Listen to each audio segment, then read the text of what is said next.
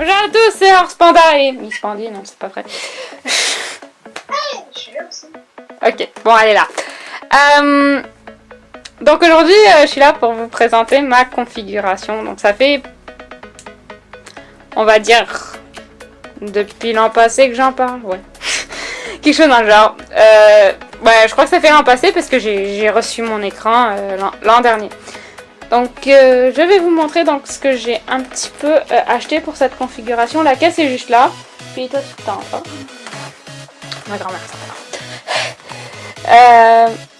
Donc je vais commencer tout simplement par les choses moins intéressantes. Donc le clavier c'est de iBlue. iBlue.gp, donc c'est du japonais.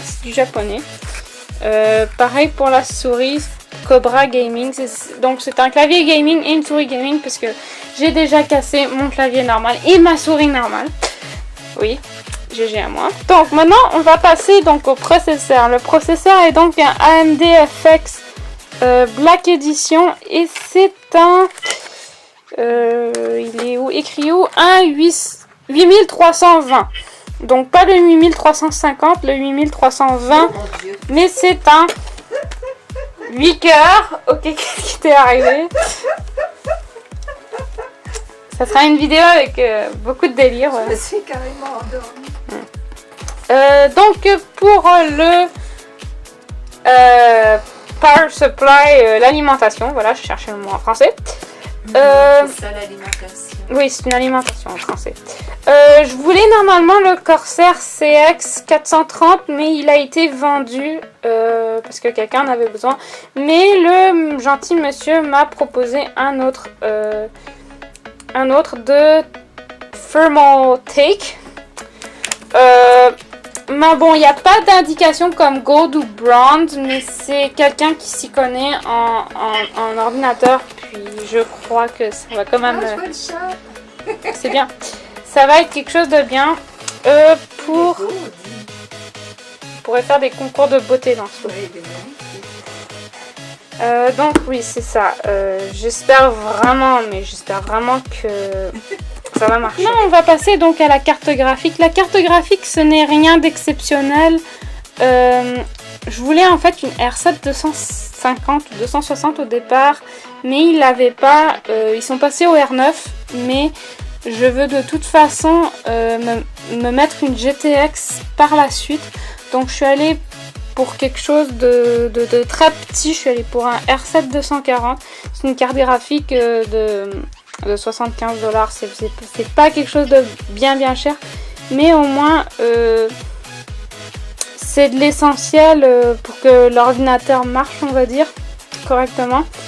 Je vois que c'est du HDMI. Je vais peut-être devoir me chercher un adaptateur HDMI ou juste un câble HDMI. Faut que je vois ce qu'il y a derrière mon écran, tout simplement. Mais ça sera fait dans les jours qui suivent.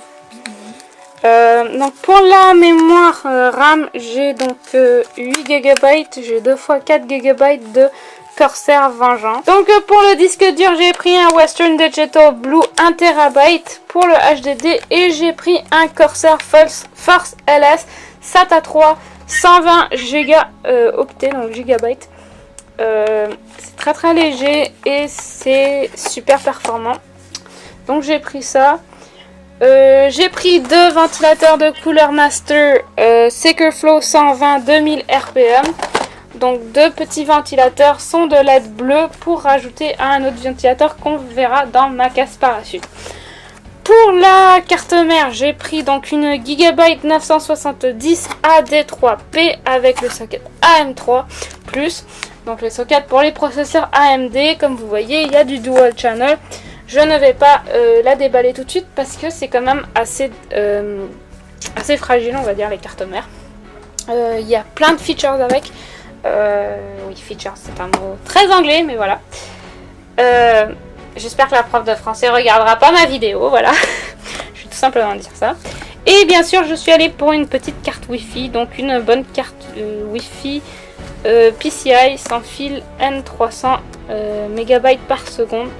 Une petite carte tout simplement parce que j'ai le câble, mais le câble n'est pas illimité, donc c'est mieux que je utilise l'internet sans fil sur mon PC. Donc, avant de passer à la caisse, oui à la caisse, bon, pas la caisse pour acheter, hein, la caisse de l'ordinateur, le boîtier, voilà. Je vais donc passer d'où j'ai acheté mes pièces. Donc je ne suis pas en France comme la plupart de vous, donc ça ne vient pas de Top Achat ou d'un autre site que Sifano a utilisé, je ne sais plus comment il s'appelle. Mais moi je suis au Canada, donc je suis au Canada et en plus je suis dans la capitale. Et la capitale, on a de la chance, surtout la province de la capitale, on a une chance d'avoir une chaîne qui s'appelle Canada Computers and Electronics. Ils ont un site web, puis si on est au Canada, même peu importe où on est au Canada, même pour faire envoyer toutes ces pièces chez soi, ça coûte même pas 20$. Donc c'est pour ça que j'ai préféré aller avec eux. J'ai essayé Newegg, ils étaient énormément chers. J'ai aussi essayé Amazon, mais Amazon, il y a plusieurs prix. Donc tu sais pas vraiment quoi choisir, comme là les pièces sont en magasin, ils peuvent les ouvrir si tu le souhaites pour vérifier que c'est bien ce que tu veux, et le personnel est vraiment gentil. Donc voilà, je vais vous maintenant passer à la caisse tout simplement. Donc la caisse, c'est une... j'ai jamais compris vraiment ce que c'était, j'ai mis le mode d'emploi quelque part juste ici, c'est écrit sur le... Donc c'est une Ostrog EK 3250 Series et c'est Enermax, donc probablement quelque chose pour Energy Max ou quelque chose dans le genre. Donc ça vient avec un panel vitré d'un côté que j'ai enlevé pour vous montrer en fait l'intérieur de la caisse. Donc je vais tout simplement faire une rotation de la caisse comme ça.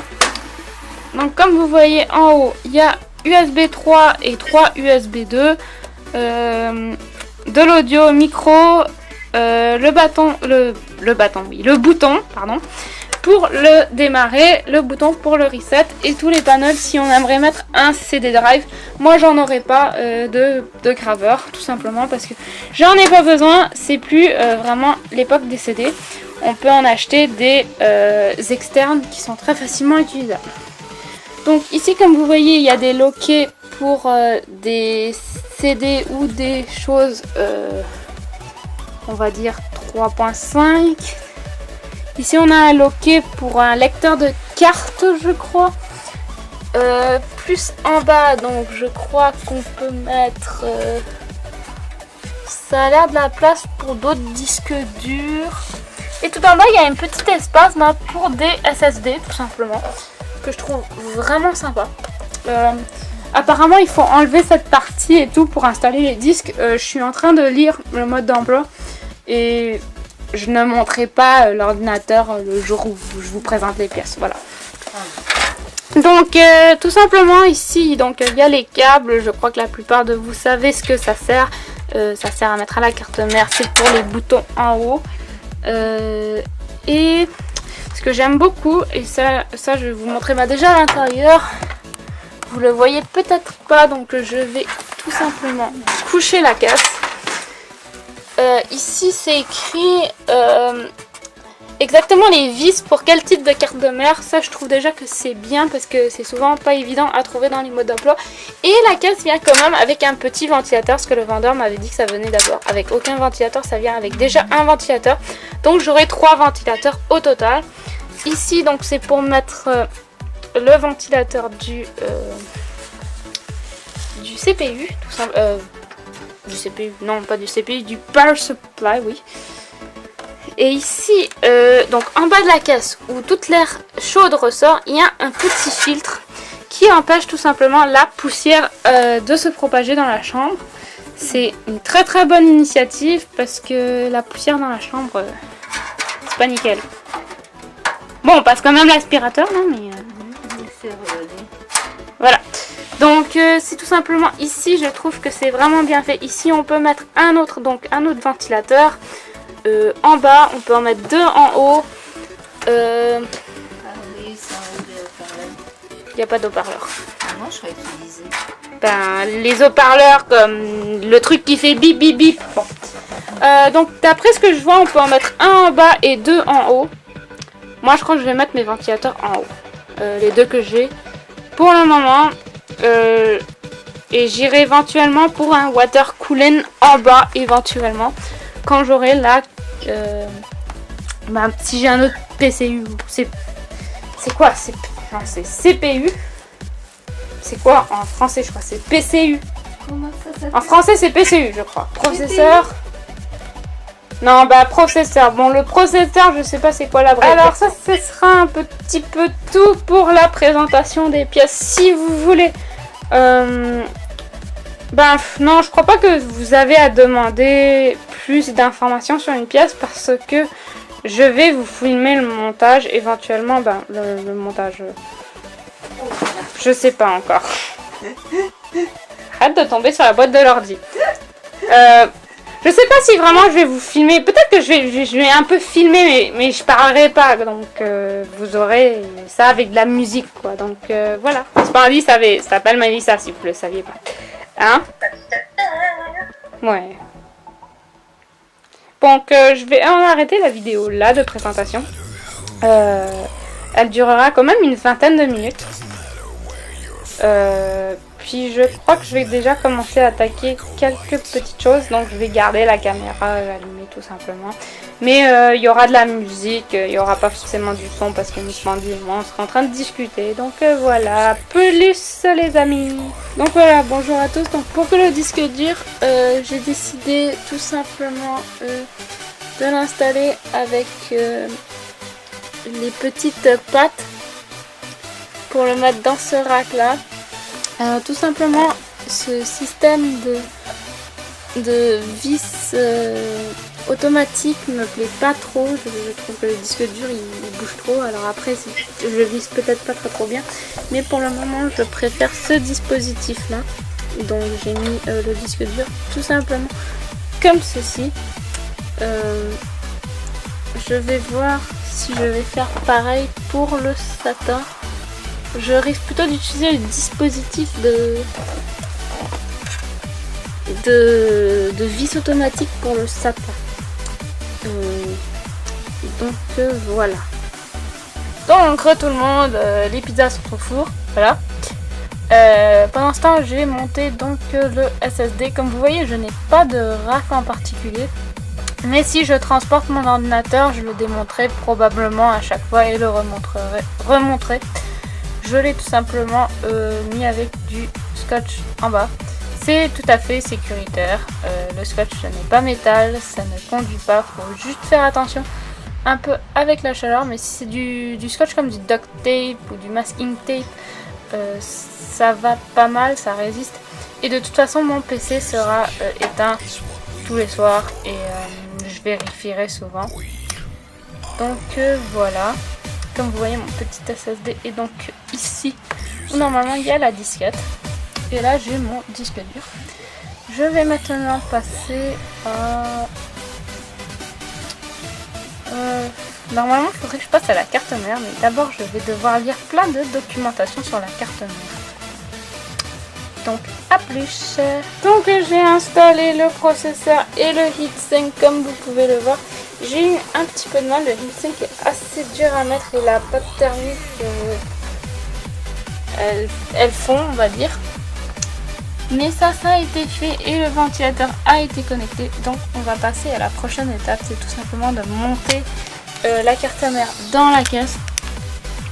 Il faut juste que je cherche un peu ce qu'on va avoir besoin pour cela. Donc voilà. Après 30 minutes de vissage, la carte mère est dans l'ordinateur. Vous pouvez maintenant me féliciter. Ouais, parce qu'il y a une vis là derrière, je sais pas si vous la voyez bien, mais elle est juste derrière les trucs de RAM. Puis c'est vraiment... Mais j'ai dû essayer comme 10 000 embouts, voilà. Donc voilà. La carte mère est dans l'ordinateur.